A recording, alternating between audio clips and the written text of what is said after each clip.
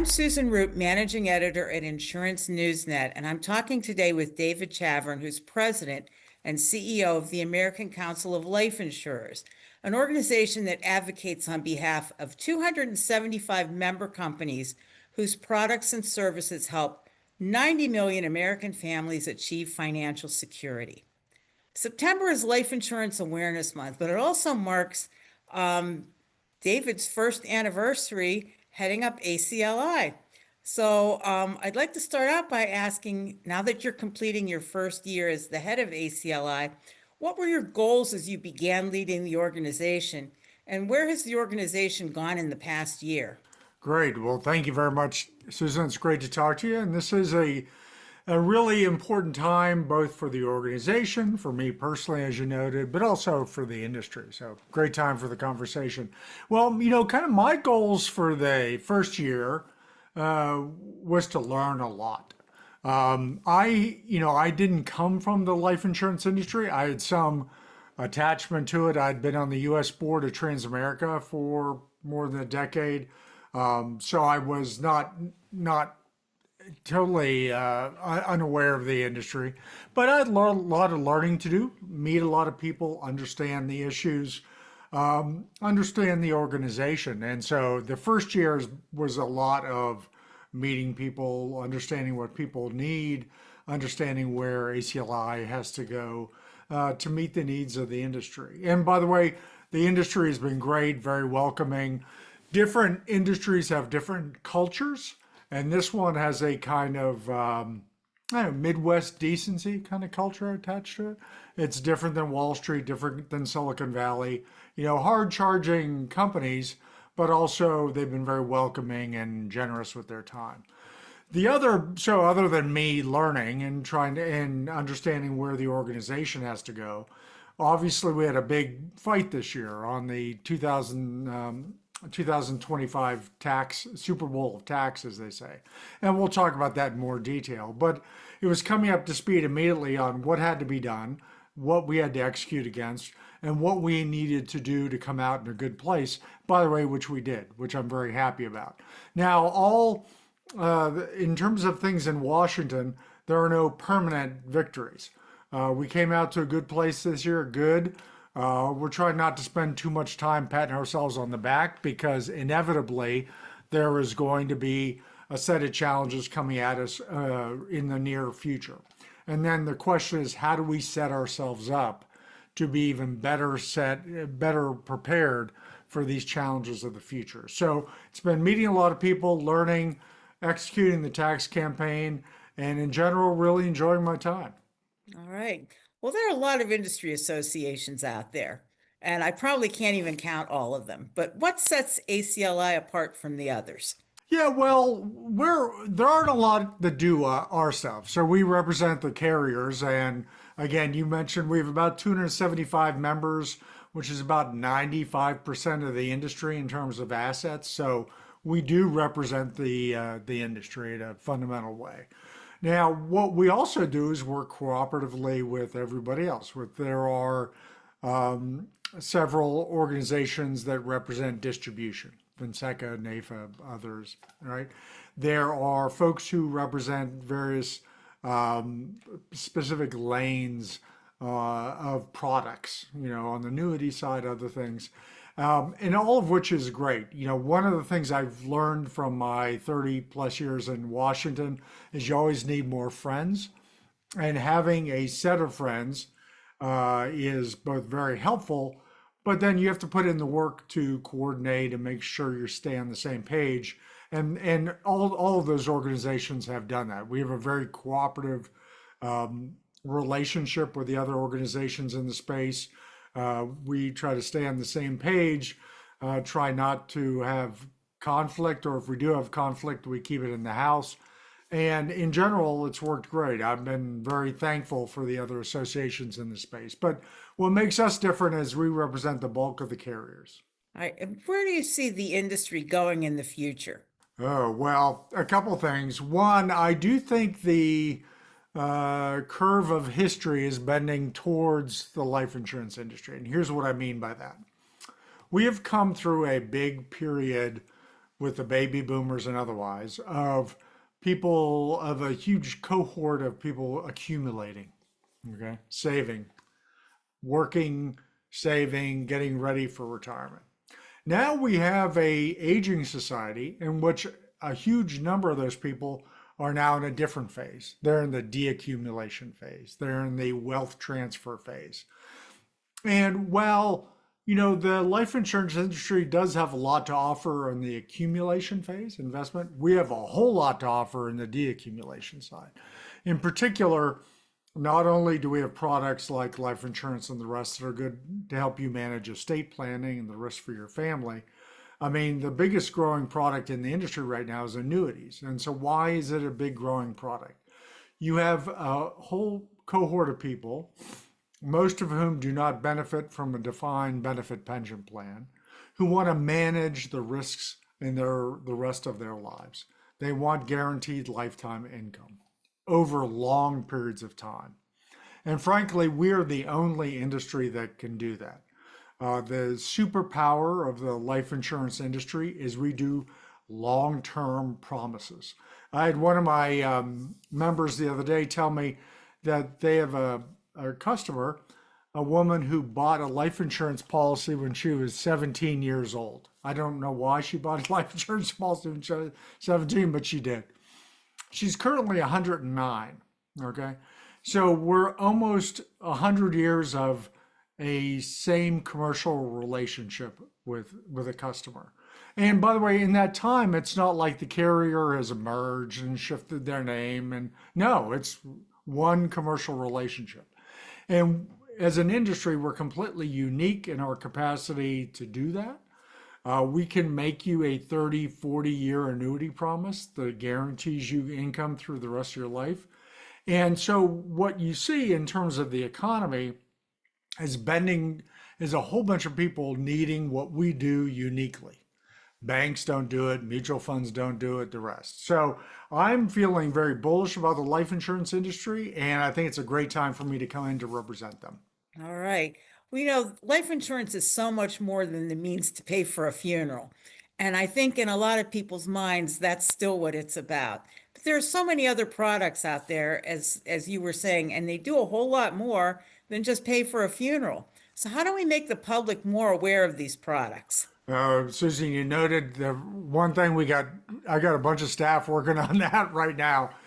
This is going to sound funny, but the term life insurance isn't great in terms of describing what we do. Yes, that is a product we offer, right? And it's an important product and a valuable product, but it is not nearly the only product. And it really doesn't get at what we do uniquely, which again is our ability to make these long-term, multi-decade promises to help you manage a whole range of risks in your life. Yes, the risk to your family should you die, but also risk for you through retirement and savings and disability and long-term care. There's a whole range of things that the industry provides uniquely that help you manage the risks in your life and live the life you want to live. So one of the projects we have ongoing right now is what I call building a new vocabulary around the industry. We're not going to change ACLI or anything like that, but the words we use to talk about what we do, how it's uniquely valuable, and why people should, including people and members of Congress, should appreciate us for doing this unique thing, right? So we have to, in general, love the term life insurance, but it really doesn't help us describe what we do. And we're working on a whole project to kind of rebuild the vocabulary around the industry. Could you elaborate on that? Sure. The way I think about it is, do people understand, what do people understand about us? And the answer is almost nothing. Okay. And life insurance, they kind of get, and they kind of get what that is. But in terms of talking about, again, what we can do uniquely that you can't get from your bank, can't get from your mutual fund, can't get from your range of other things. And Well, and essentially, we're the industry that lets you figure out the means to live the life you want to live. Okay. That means managing retirement, managing the rest of your family, managing disability, managing long term care, a whole range of things. And we have to be much better at talking about that and using words like that. Live the life you want to live, for example. Life insurance is fine. Again, it's a great product. God bless. We like that product. It also has the oddity, though, of mixing us up with all kinds of insurance that's different than us. Okay, so um, people tend to think of it, oh, it's something like property and casualty insurance. We're not like that at all. Uh, we have some health related products, but it's not like your normal health carrier kind of thing. So insurance, the mixed up in insurance really doesn't tell people what we are. Consumers don't understand. Frankly, policymakers don't understand, and this is a big risk. I want to move members of Congress, state legislatures, and others to not only understand what we do, but appreciate it. Really want us to do what we do. We did a study this year about annuities. You know, the availability of annuity products reduces the burden on the Social Security system by at least $100 billion. And you say, how could that be? It turns out that people with annuities claim their Social Security benefits later, which in turn relieves a set of stresses on the Social Security system. So, what I want, that's just an example. What I want is policymakers in Washington and state capitals to not only understand that we do that, provide that value, but want us to keep doing it and want to provide the rules and means and regulation and tax systems that allow us to keep doing that because it's important. And so breaking through that wall of not understanding and really getting to appreciation is really my goal. You know, September is Life Insurance Awareness Month. We were wondering, what's the message that ACLI wants to get out during this important month? And you know, we had a great ad that we've been running around the tax and reconciliation um, uh, campaign that was "We Put Life into America." Not only do we help you with the things in your life, uh, by the way, if we make you a 30-year promise, we take the premiums from that over 30 years and invest that in the US economy to the tune of about $8 trillion. So we not only helping consumers, but we're, you know, the largest purchaser of corporate bonds in the economy, for example. So we, you know, this idea of we are the ballast of the economy, we're there, we're the piece of the economy that at core keeps it moving. That's our big message, I think, for the month. All right, so let's turn to Washington. How is ACLI making lawmakers aware of the importance of life insurance to Americans' financial security? Yeah, knocking on a lot of doors. First of all, I've done a ton of meetings. In our, by the way, the CEOs of our companies have been incredibly generous with their time in doing a lot of meetings themselves, just sitting down and explaining it, first of all.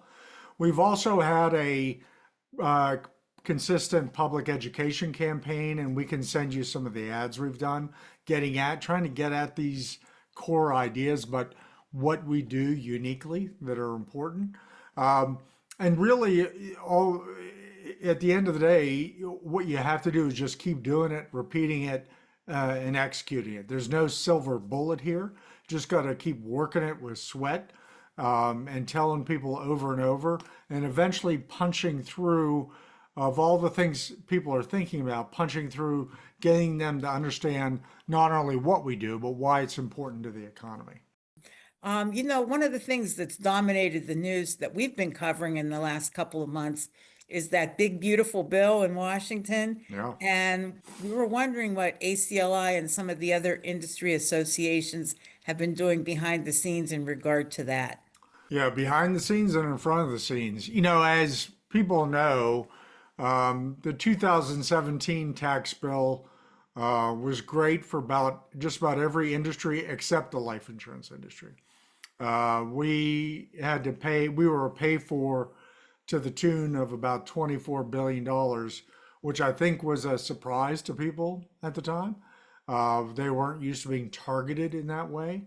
So we went into this tax fight with a cross industry commitment to stay on the same page, execute, work it, work it, work it. And that's meeting with policymakers, doing advertising, getting out facts, and never taking a break until the bill was across the finish line. And you know the industry executed excellently. I mean, we did not have a lot of intra-industry conflict. Everybody sang from the same song sheet. We let policymakers know that we gave it the office in 2017, and they shouldn't do that again. Not only because it would be bad for the industry, but be bad for our customers.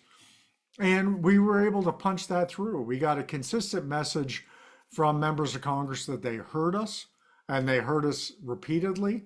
And we really were able to at least get to that level of understanding on their part. Now, that's great.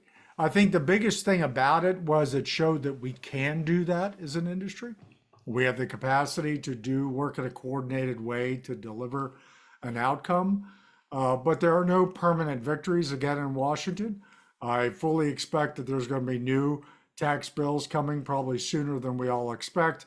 And we're going to have to be even better next time at having a cohesive point of view and a cohesive message and pushing back at things that would not only harm the carriers and the distribution and the rest, but harm consumers who are trying to manage the risks in their life. So what we learned is we could do it, but we can't sit on our laurels. We got to keep up the fight for next time. And speaking of the fight for next time, what do you see coming on the horizon in Washington in the near future that's going to impact this industry? Well, I mean, it's always hard to tell.